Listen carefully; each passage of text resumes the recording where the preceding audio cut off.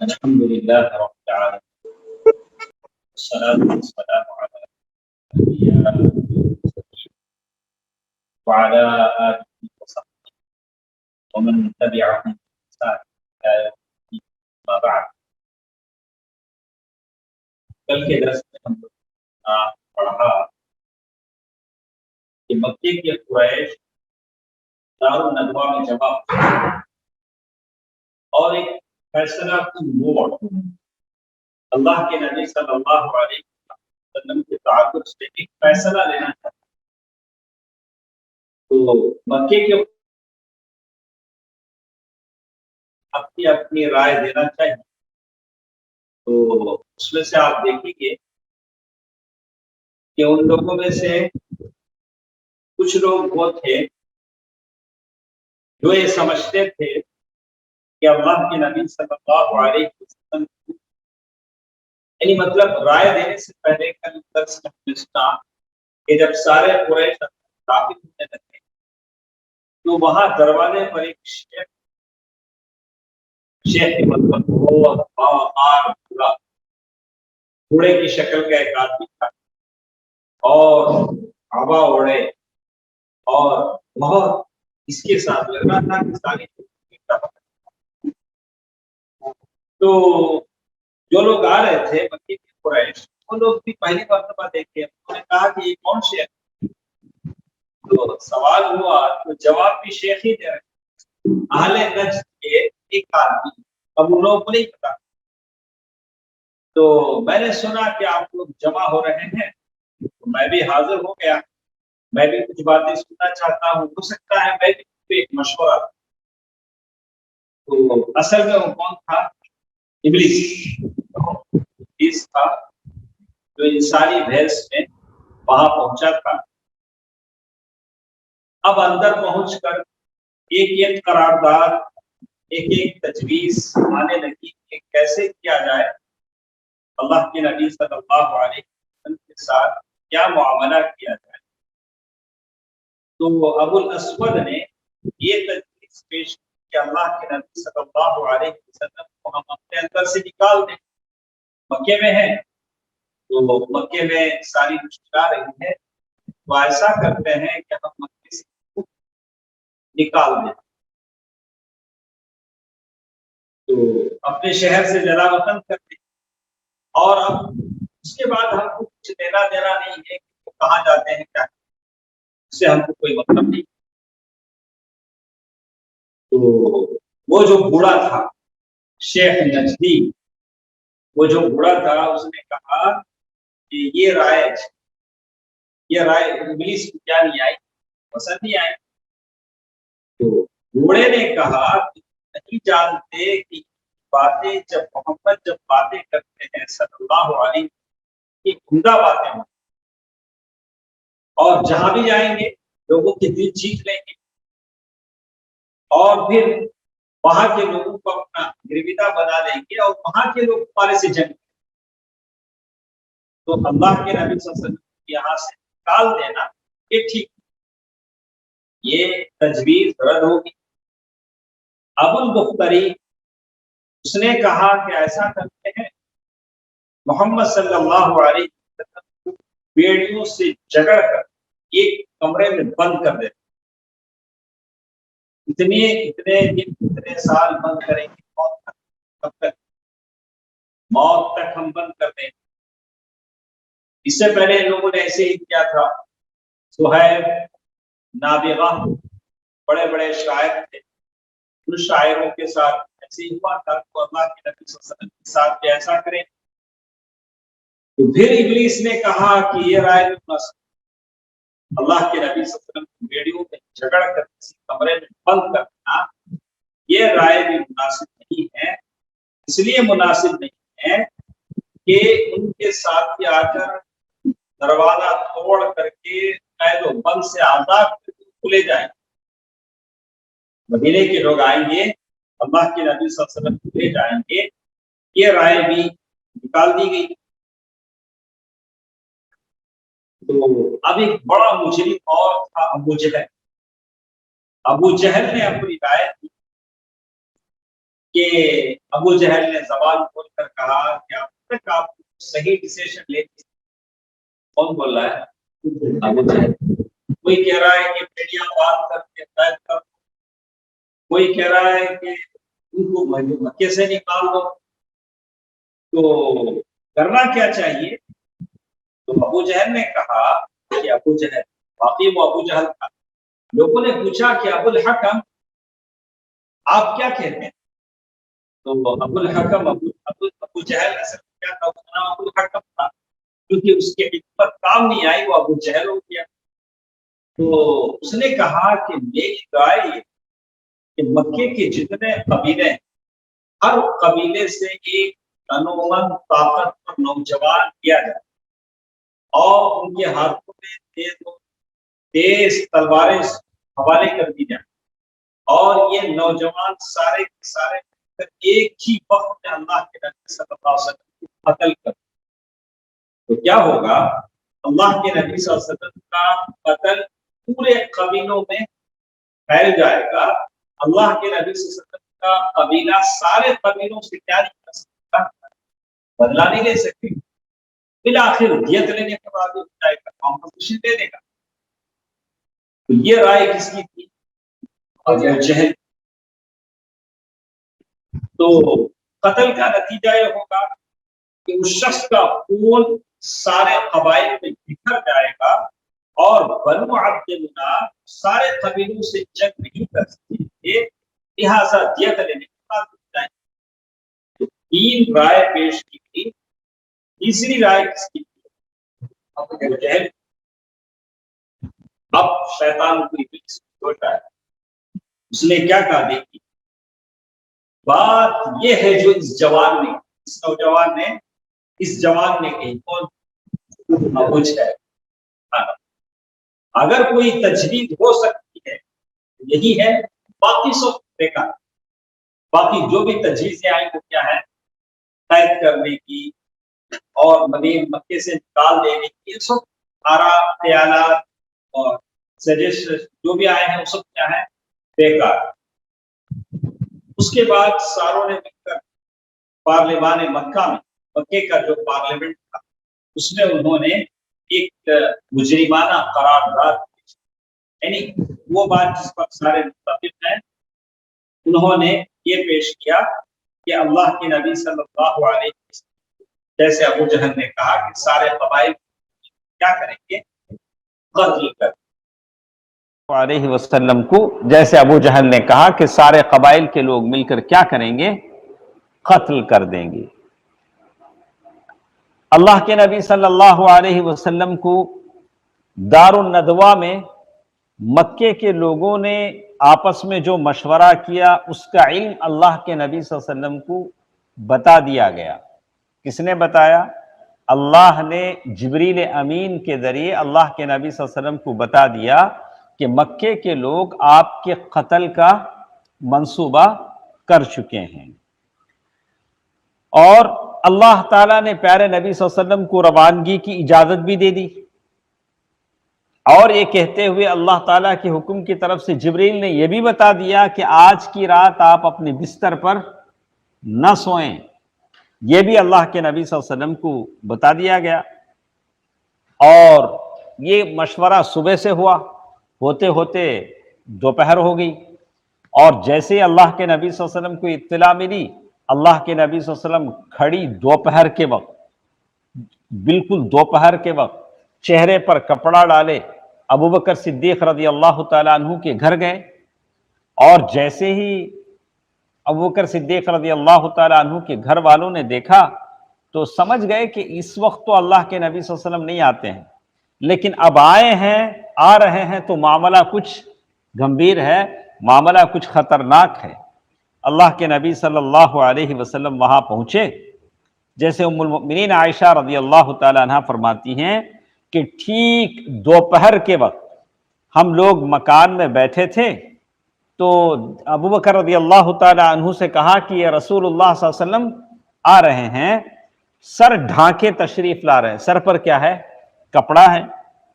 یہ ایسا وقت تھا جس میں اللہ کے نبی صلی اللہ علیہ وسلم آتے نہیں تھے. آج بھی زیارت کا وقت کسی دوست سے ملاقات کے لیے آپ جائیں گے تو عصر کے بعد جاتے ہیں، عصر کے بعد زیارت کا وقت عام طور سے ہوتا ہے، دوپہر کا وقت خیلولہ کا وقت ہوتا ہے، لوگ اپنے اپنے گھروں میں آرام کرتے ہیں، لیکن ایسے وقت میں اللہ کے نبی صلی اللہ علیہ وسلم کہاں نکلے ہیں؟ ابو بکر رضی اللہ تعالیٰ عنہ کے گھر نکلے ہیں۔ ابو بکر رضی اللہ تعالیٰ عنہ نے کہا کہ فداک ابی و امی، میرے ماں باپ آپ پر قربان، آپ اس وقت کسی اہم معاملے کی وجہ سے تشریف لائے ہیں؟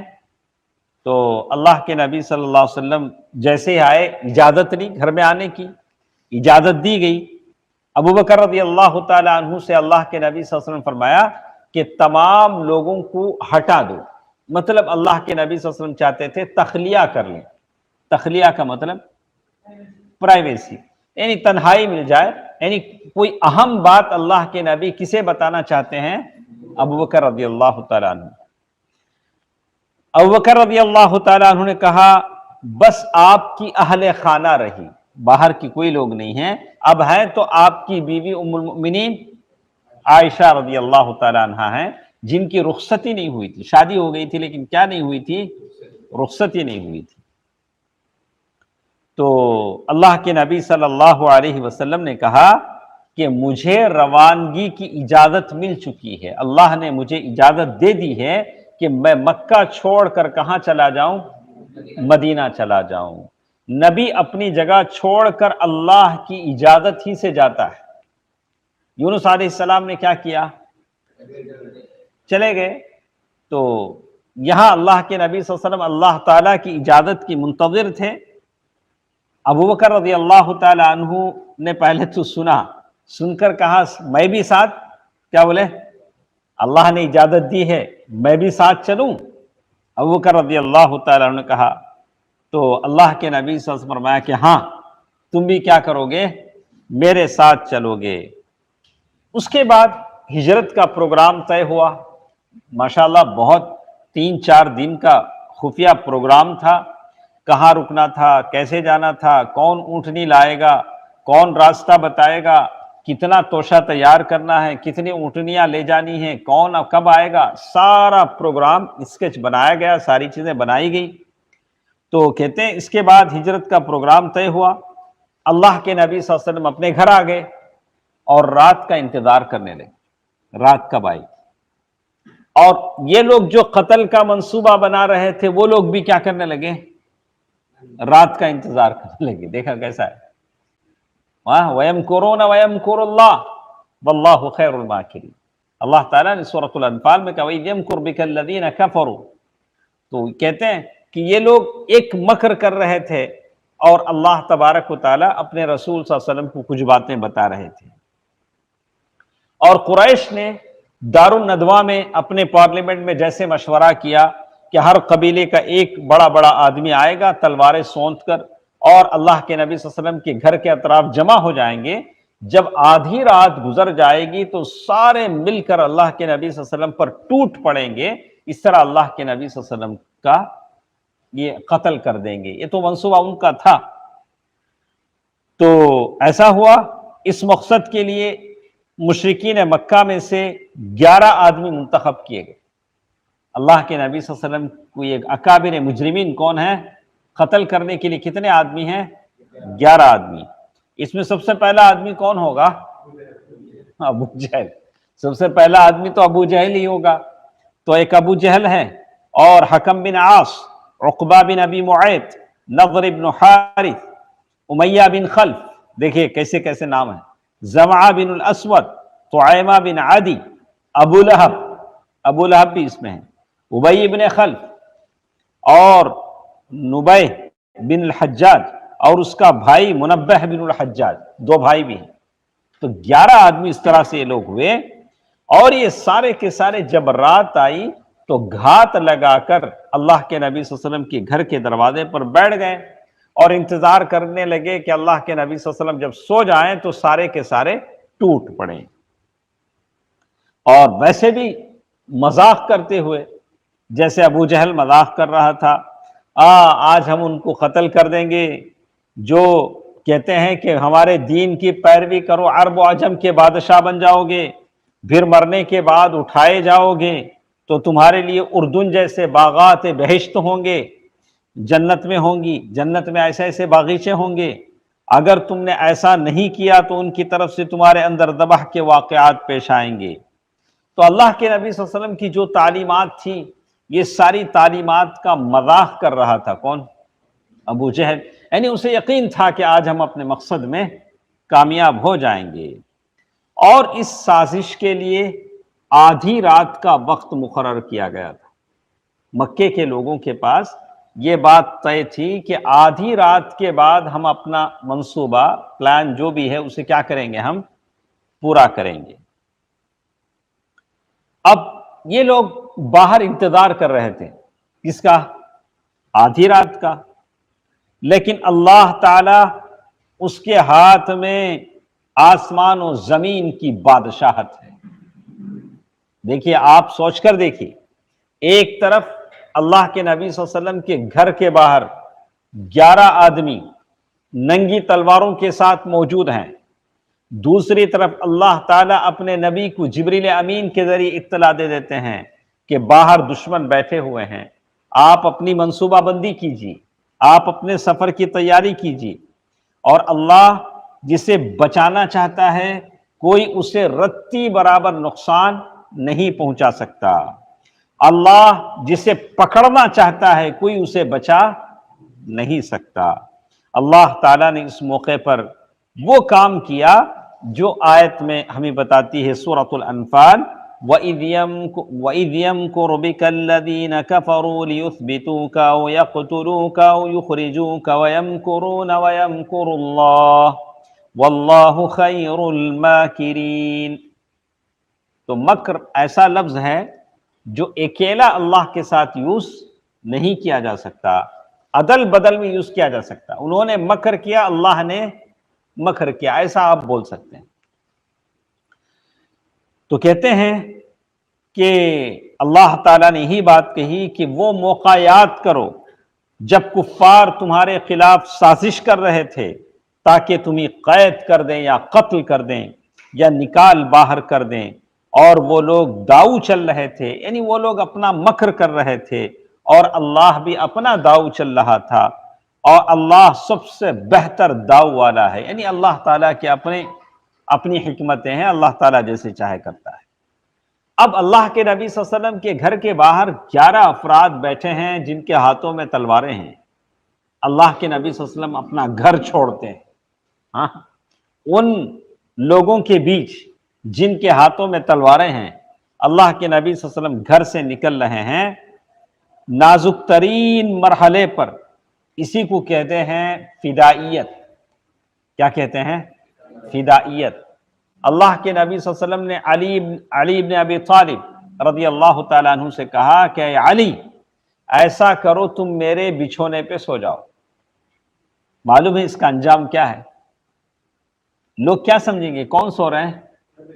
اللہ کے نبی صلی اللہ علیہ وسلم۔ میرے بچھونے پہ سو جاؤ اور میری یہ سبز حضرمی چادر اوڑھ کر سوتے رہو۔ اللہ کے نبی صلی اللہ علیہ وسلم کی جو سبز چادر تھی، گرین، کہا کہ وہ گرین چادر کیا کرو، یمنی چادر تھی، وہ کیا کرو، اوڑھ کر سو جاؤ۔ اور پھر ساتھ اللہ کے نبی صلی اللہ علیہ وسلم نے یہ بھی کہہ دیا کہ تمہیں ان سے کوئی تکلیف نہیں پہنچے گی، اطمینان بھی دلا دیا۔ کہیں علی کے دل میں یہ خیال نہ آئے کہ پتہ نہیں میں اللہ کے نبی صلی اللہ علیہ وسلم کے بستر پر سو رہا ہوں، اللہ کے نبی صلی اللہ علیہ وسلم کی چادر اوڑھ کر سو رہا ہوں، کہیں ایسا نہ ہو کہ میری جان کو خطرہ آ جائے۔ اللہ کے نبی صلی اللہ علیہ وسلم فرمایا کہ ان سے تم کو کوئی تکلیف نہیں پہنچی۔ رسول اللہ صلی اللہ علیہ وسلم یہی چادر اوڑھ کر سویا کرتے تھے۔ اس کے بعد اللہ کے نبی صلی اللہ علیہ وسلم باہر آئے، سمجھا آپ نے؟ اللہ کے نبی باہر کیا ہے؟ 11 آدمی، 11 ننگی تلواریں ہیں، ہاں۔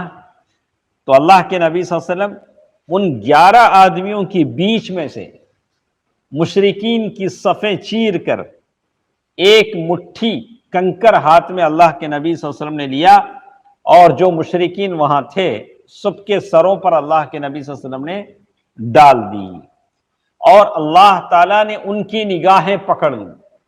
اس سے پہلے بھی ہم نے پڑھا تھا کہ ام جمیل ابو لہب کی بیوی جب اللہ کے نبی صلی اللہ علیہ وسلم کو خانہ کعبہ کے صحن میں ڈھونڈتی ہوئی آئی، ابو بکر سے کہا کہ کہاں ہے محمد؟ وہ کہتے ہیں تبت یدا ابی لہب وتب، حمالۃ الحطب، ایسی باتیں انہوں نے کہی، کہاں ہیں؟ لیکن اللہ تعالیٰ نے ام جمیل کی آنکھوں کو کیا کر لیا؟ پکڑ لیا۔ یہ اللہ تعالیٰ کا کرم ہے، اس کی نوازش ہے، جب جو چاہے اللہ تعالیٰ اسباب سے ہٹ کر اللہ تعالیٰ کر سکتا ہے۔ آنکھیں دیکھنے کا سبب ہیں، لیکن اللہ چاہے تو آنکھیں نہ دیکھے۔ آگ جلانے کا سبب ہے، لیکن اللہ چاہے تو آگ نہ جلائے۔ کس کے ساتھ ہوا؟ ابراہیم علیہ السلام کے ساتھ۔ سمندر اس میں جانے والا ڈوب جاتا ہے، لیکن اللہ چاہے تو سمندر میں راستہ بن جائے۔ کس کے ساتھ ہوا؟ موسیٰ علیہ السلام کے ساتھ۔ یہ اللہ تعالیٰ ہے جو اسباب کو اپنے طور سے اللہ تعالیٰ بدل دیتے ہیں، اس لیے کہ ساری کائنات اللہ سبحانہ و تعالیٰ کی ہے۔ اللہ کے نبی صلی اللہ علیہ وسلم کو یہ 11 آدمی دیکھ نہیں سکے، اس وقت اللہ کے نبی صلی اللہ علیہ وسلم سورہ یاسین کی آیت تلاوت فرما رہے تھے، وَجَعَلْنَا مِن بَيْنِ أَيْدِيهِمْ سَدًّا وَمِنْ خَلْفِهِمْ سَدًّا فَأَغْشَيْنَاهُمْ فَهُمْ لَا يُبْصِرُونَ۔ سورۃ یاسین آیت نمبر 9۔ یہ آیت بھی لوگ بہت پڑھتے، کچھ بھی کرنا ہے، کسی کے سامنے سے گزرنا ہے، کیا کرتے؟ یہ آیت پڑھا۔ اب یہ آیت پڑھے تو واقعی آپ پڑھ رہے ہیں، جائز کام کے لیے آپ پڑھیں، اچھا ہے، جائز کام کے لیے، کہیں واقعی وہ جائز کام ہے جس کے لیے آپ پڑھ رہے ہیں، کوئی ایسا کام ہے جو اسلام کی نشر و اشاعت کے لیے ہے، اسلام کے لیے سود مند ہے، آپ کی دنیا اور آخرت کی اس میں کوئی بھلائی ہے، کسی کا حق مارا نہیں جا رہا ہے، آپ اگر پڑھتے ہیں تو ٹھیک ہے، خواہ مخواہ پڑھیں۔ یہ ایک طالب ہے، وہ کاپی کرتے کرتے پڑھ لے کہ مجھے وہ ایک امتحان کا جانچ کرنے والا نہ دیکھے، وَجَعَلْنَا مِن بَيْنِ أَيْدِيهِمْ، تو ہم کہیں گے کہ غلط ہے۔ تو کہتے ہیں اس موقع پر کوئی مشرک ایسا نہیں بچا جس کے سر پر آپ نے مٹی نہ ڈالی ہو۔ 11 کی 11 آدمی مٹھی کنکریاں جو اللہ کے نبی صلی اللہ علیہ وسلم نے آیتیں پڑھ کر ڈالی، سارے مشرکین کے سر پر پڑی۔ اس کے بعد اپنے گھر سے اللہ کے نبی صلی اللہ علیہ وسلم نکلے ہیں، ابو بکر رضی اللہ تعالیٰ عنہ کے گھر تشریف لے گئے، پھر ان کے مکان کی کھڑکی سے نکل کر، ابو بکر رضی اللہ تعالیٰ عنہ کے گھر کی کھڑکی سے نکل کر دونوں رات ہی رات یمن کی طرف رخ کیا۔ جانا کدھر ہے؟ مدینہ۔ جا کدھر رہے؟ یمن۔ یمن کی طرف رخ کیا، اور وہاں ایک پہاڑ ہے غار ثور۔ غار ثور ایک غار پہاڑ پر چند میل کے فاصلے پر ثور نامی پہاڑ کے غار میں، پہاڑ کا نام ثور ہے، وہاں ایک غار میں کیا ہوئے؟ جا چھپے، غار ثور کی۔ تو کہا کہ اللہ کے نبی صلی اللہ علیہ وسلم اتنی بلندیاں طے کر کے وہاں پہنچے ہیں، اللہ اکبر۔ تو کہتے ہیں ادھر جو لوگ 11 آدمی جمع ہیں وہ لوگ انتظار کر رہے ہیں، ابھی ہم لوگوں کو کیا ہے، آدھی رات ہونے کے بعد اندر جانا ہے۔ تو اتنے میں ایسا ہوا کہ اچانک ان 11 آدمیوں کے پاس ایک آدمی آیا، وہ ایک غیر متعلق آدمی تھا، اس کو اس سبجیکٹ سے کوئی تعلق ہی نہیں تھا۔ ایک آدمی آیا، آ کر کہا کہ آپ لوگ یہاں 11 آدمی بیٹھے ہیں، کس کے انتظار میں بیٹھے ہیں؟ اس آدمی نے کیا پوچھا؟ کس کے انتظار میں بیٹھے ہیں؟ انہوں نے کہا کہ محمد صلی اللہ علیہ وسلم، انہی سے ہم کو نمٹنا ہے۔ اس نے کہا آپ لوگ ناکام ہو گئے۔ اس آدمی نے کیا بولا؟ آپ لوگ ناکام ہو گئے، اللہ کی قسم محمد تو آپ لوگوں کے پاس سے گزرے اور آپ کے سروں پر مٹی ڈالتے ہوئے اپنا کام کر گئے۔ اس آدمی نے کیا کہا؟ ارے جس محمد کا تم انتظار کر رہے ہو صلی اللہ علیہ وسلم، وہ تمہارے آنکھوں کے سامنے سے گزرے۔ تو وہ جو جتنے بھی 11 آدمی تھے انہوں نے کہا ایسا؟ اللہ کی قسم ایسا ہوا؟ ہم نے تو انہیں نہیں دیکھا، دیکھیں گے بھی کیسے؟ اللہ نے نگاہیں پکڑ لی تھی۔ اس کے بعد اپنے سروں پر ہاتھ ڈالا تو مٹی لگی، اپنے سروں پر سے مٹی جھاڑتے ہوئے اٹھے، اور پھر دروازے میں سے جھانک کر دیکھا تو علی رضی اللہ تعالیٰ عنہ نظر آئے. کہنے لگے اللہ کی قسم یہ تو محمد ہے، سوئے پڑے ہیں. کیا کہا؟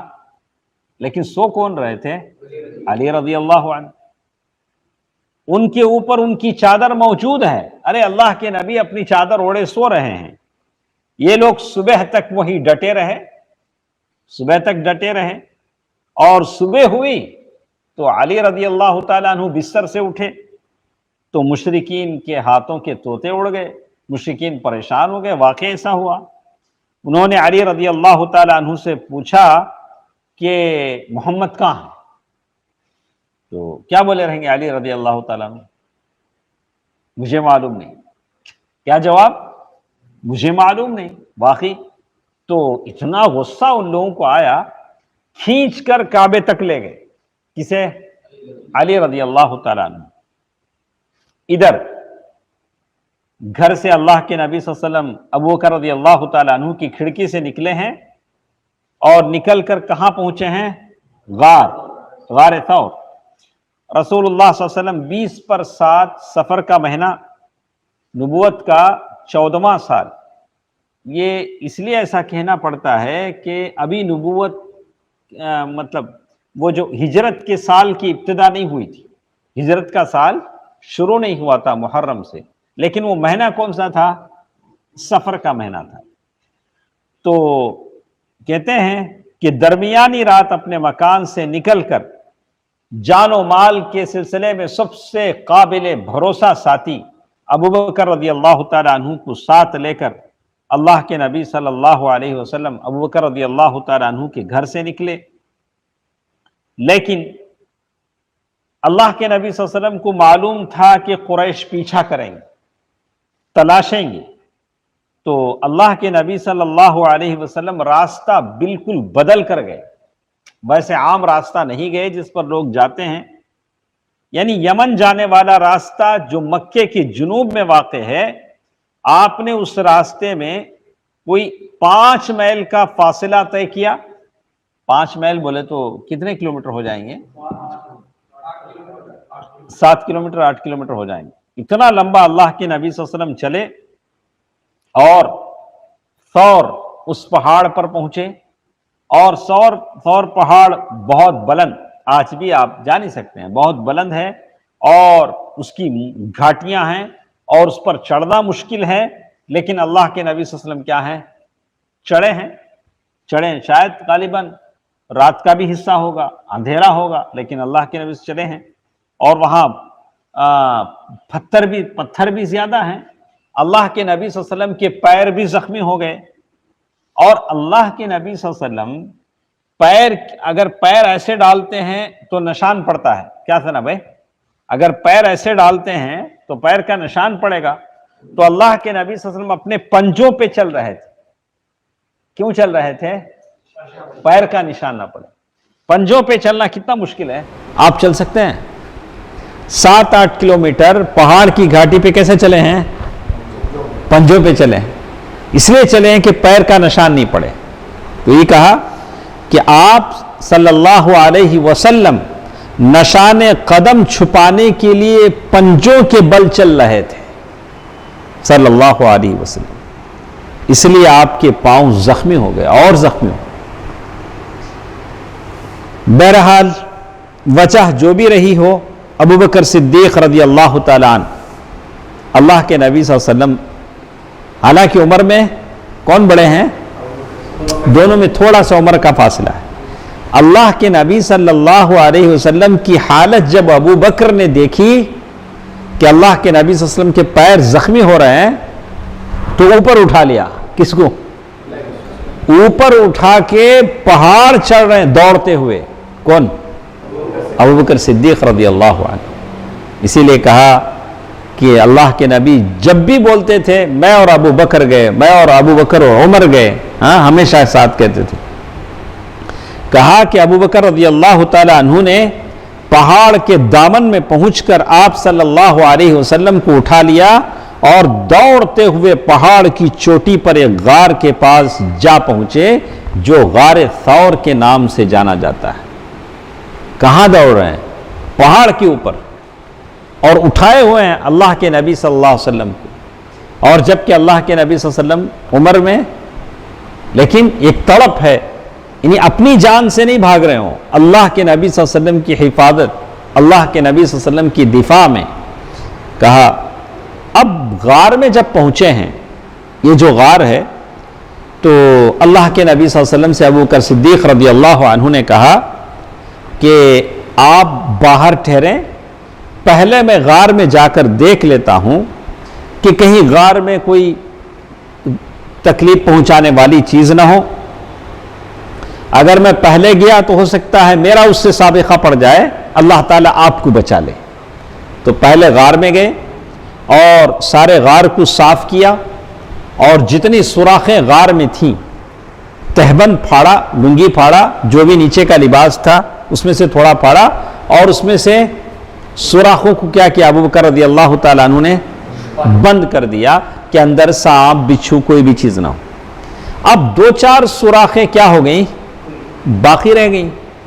اب وہ سوراخ بند کرنے کے لیے اپنے پیر وہاں رکھ لیے، اپنا انگوٹھا کسی سوراخ پر رکھ لیا، اپنی پیر کی انگلی کسی سوراخ پر رکھ لی۔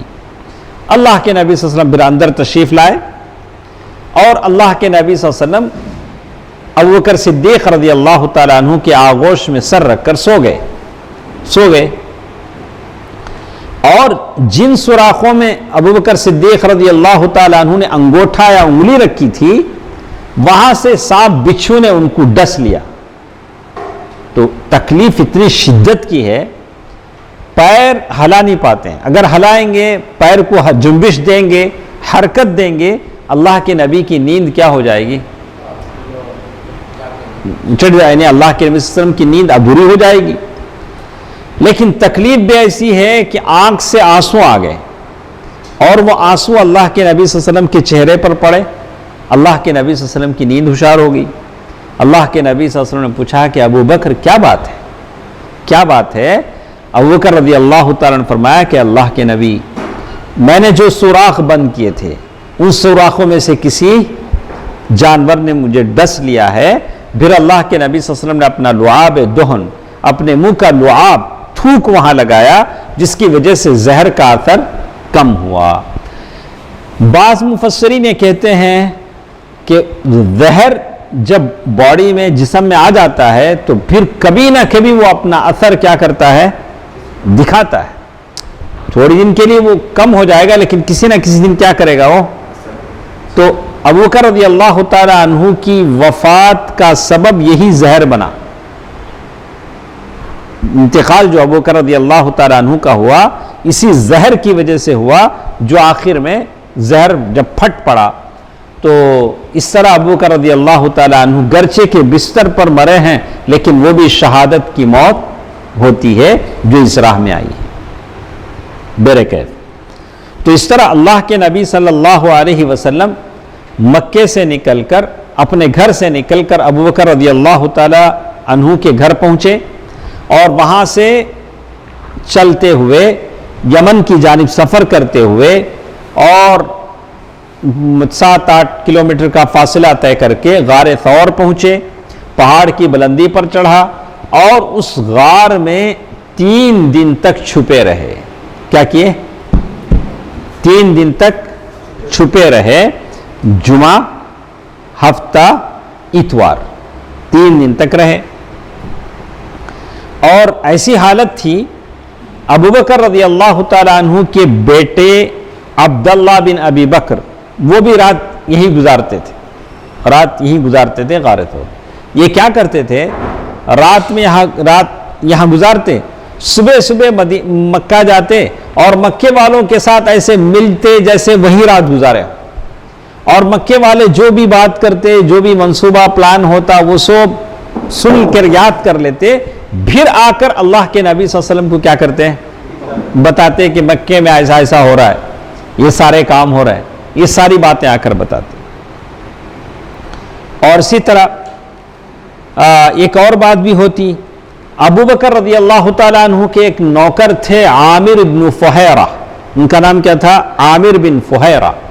وہ بکریاں چراتے تھے، بکریاں چراتے چراتے وہ غار ثور تک لاتے اور بکریاں چر کر ان کے تھن دودھ سے بھر جاتے، تو ابو بکر رضی اللہ تعالی عنہ اور اللہ کے نبی صلی اللہ علیہ وسلم ان بکریوں کا دودھ کیا کرتے؟ پی کر سیراب ہو جاتے۔ ماشاءاللہ، دیکھیے اللہ تعالیٰ کیسے انتظام کر رہا ہے ثنا بھائی۔ یہ غار ثور ہے جس میں اللہ کے نبی صلی اللہ علیہ وسلم کو کیا کیا مل رہا ہے؟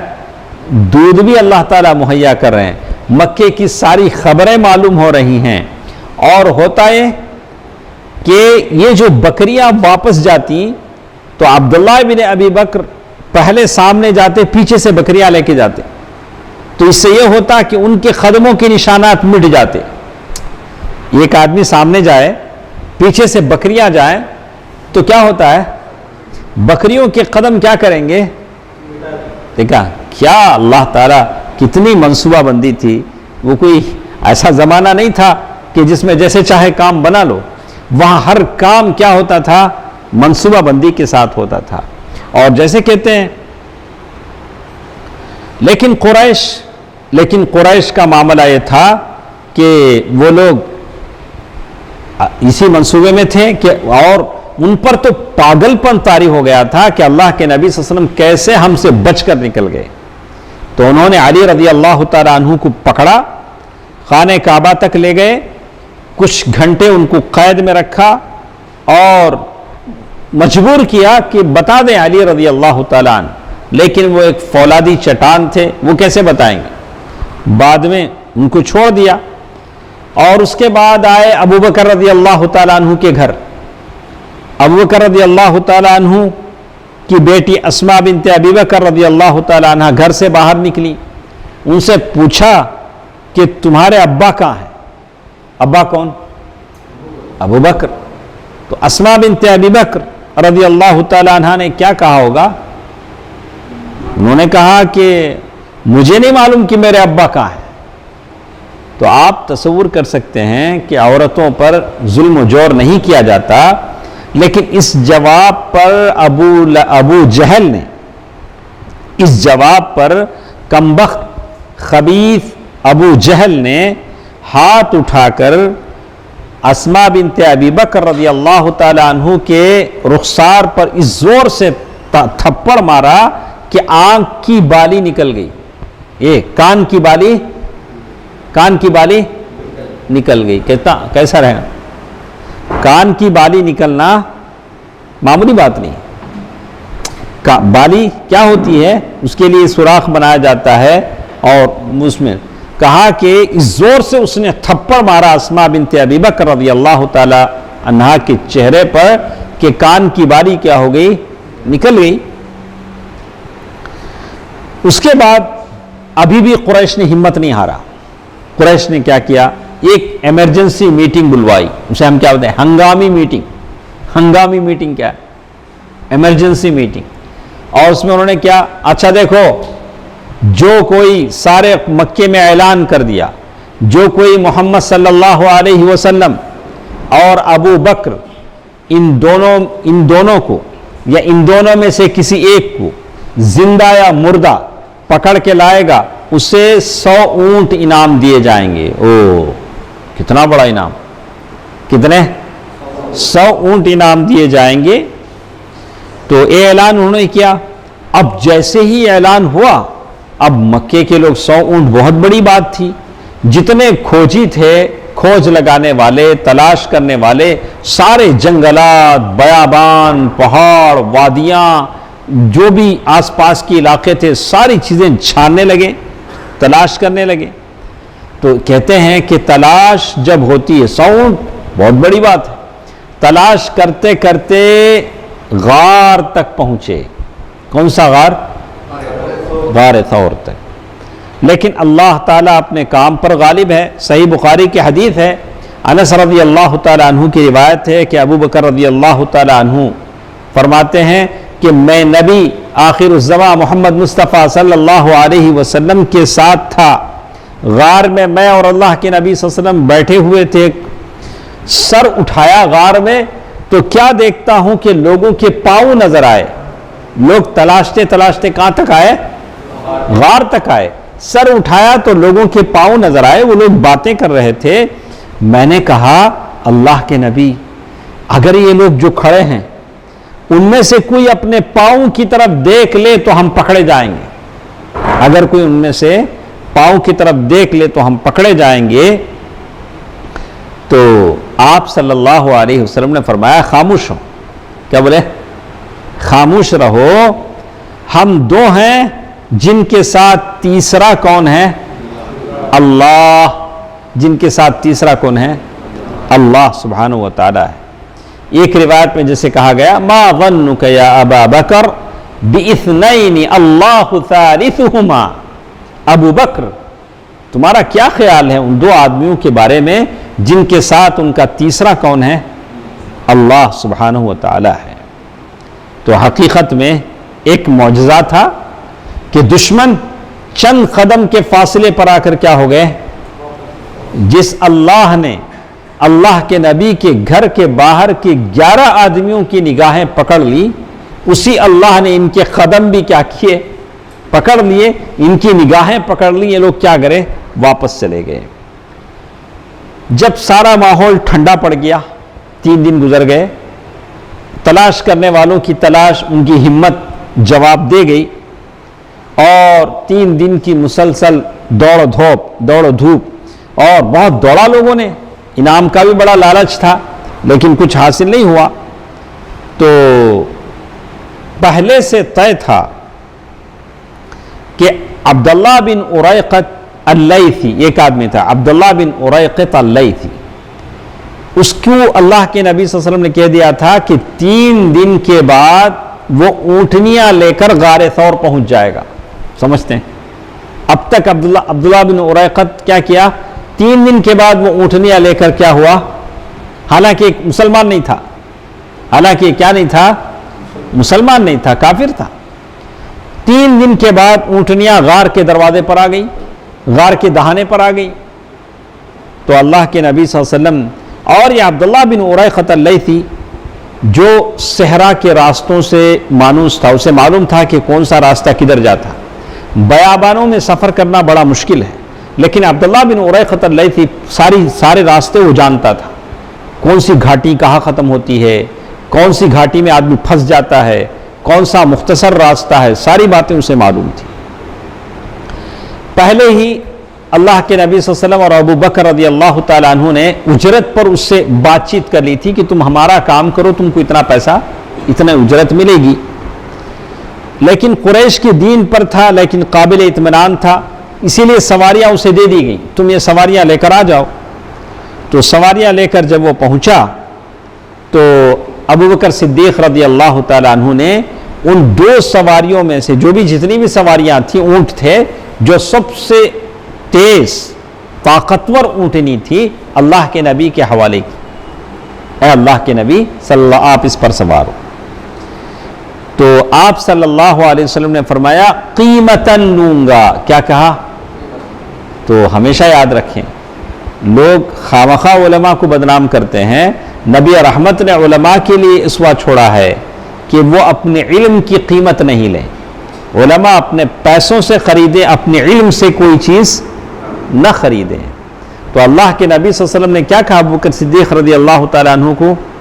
میں اپنی قیمت دے کر خریدوں گا۔ اب جب سواریاں آ گئی، جانے کا موقع ہے، تو اسماء بنت ابی بکر، جن کو ایسی زوردار تھپڑ پڑی تھی، توشہ لے کر آ گئی۔ مدینے تک جانا ہے، توشہ تیار ہوا، توشہ لے کر آئے۔ اب توشہ آ گیا، اب اونٹ پر رکھنے کا وقت آیا تو توشہ باندھنے کا ڈورا نہیں تھا، اٹھا تو نہیں لیا تھا۔ اونٹ جب بیٹھتا ہے تو اونٹ سے کیا کر دیا جاتا ہے؟ توشہ لٹکتا ہے، لیکن باندھا ہوا رہتا ہے، تو باندھنے کے لیے ڈورا نہیں تھا۔ تو اسماء بنت ابی بکر رضی اللہ تعالی عنہا نے ایسا کام کیا کہ انہوں نے اپنا پٹکا، یعنی کمر بند جسے کہتے ہیں، عورتیں وہ زمانے میں کمر بند بنتی تھی، کمر بند نکالا اور 2 حصوں میں اس کو پھاڑ کر ایک حصے سے توشے کو لٹکا دیا اور ایک حصہ اپنے کمر بند کے لیے استعمال کیا، اسی لیے ان کا ٹائٹل پڑا ذات النطاقین۔ اسماء بنت ابو بکر وہ ہے جو 2 کمر پٹوں والی، جو 2 کمر بند ان کے تھے، تو کہتے ہیں ایسے بتایا گیا، لیکن انہوں نے آخر وقت میں وہ قربانی دی۔ یہ خواتین ہیں، اللہ تعالیٰ کی رحمت ان پر ہو۔ اور اس کے بعد رسول اللہ صلی اللہ علیہ وسلم اور ابو بکر رضی اللہ تعالیٰ عنہ نے وہاں سے کوچ کیا۔ کہاں سے نکلے ہیں؟ غار ثور سے نکلے ہیں۔ عامر ابن فہیرہ بھی ساتھ تھے۔ کون کون ہیں؟ عامر بن فہیرہ، یہ بھی ابو بکر رضی اللہ تعالیٰ عنہ کے خادم ہیں۔ عبداللہ بن اریقۃ اللیثی یہ بھی موجود ہیں۔ اور اللہ کے نبی صلی اللہ علیہ وسلم غار سے نکل کر پہلے یمن کی طرف چلے، پھر جنوب کی سمت خوب دور تک لے گیا، پھر پچھم کی طرف مڑا، یعنی پورا سفر گھما کر کہ دشمن کی نگاہوں سے بچا کر یہ سفر اللہ کے نبی صلی اللہ علیہ وسلم نے کیا۔ اور یہاں تک کہتے ہیں کہ یہاں تک کہ وادی ریم میں اترا اور اس کے بعد قبا پہنچ گیا۔ اور پھر کہاں تک پہنچے؟ قبا پہنچے تو پھر تو کیا ہے؟ مدینہ ہے۔ وہاں سے قبا پہنچنے کے بعد پھر تو مدینہ ہے۔ تو ایک لمبا سا سفر اللہ کے نبی صلی اللہ علیہ وسلم کا ہجرت کا سفر تھا۔ اور اس اب راستے کے کچھ واقعات ہوئے، پورے راستے میں کیا ہوا؟ کچھ واقعات ہوئے۔ ہجرت کا یہ سفر ہے، یہ سارے راستے میں کچھ واقعات ہوئے۔ انشاءاللہ اس کو ہم اگلے درس میں لیں گے کہ کیا کیا واقعات اس ہجرت کے سفر میں پیش آئے، کہ ہجرت کے اس سفر میں کیا کیا واقعات پیش آئے۔ بہت سارے واقعات ہیں۔ اللہ کے نبی صلی اللہ علیہ وسلم کی زندگی کا ہر وقت اللہ تعالیٰ نے ہمارے لیے محفوظ کر رکھا ہے۔ سراقہ بن مالک الاشجعی کا واقعہ ہے، اور اسی طرح ام معبد کا واقعہ ہے، اور بہت سارے واقعے ایسے ہیں جو ہمارے ساتھ آئیں گے انشاءاللہ اگلے درس میں۔ اللہ تعالیٰ جو بھی ہم سنتے ہیں عمل کرنے کی توفیق دے۔ اللہ تعالیٰ پیارے نبی صلی اللہ علیہ وسلم کی سنتوں پر مکمل عمل کرنے اور تابعداری کرنے کی اللہ تعالیٰ توفیق دے۔ آمین۔ والسلام علیکم ورحمۃ اللہ وبرکاتہ۔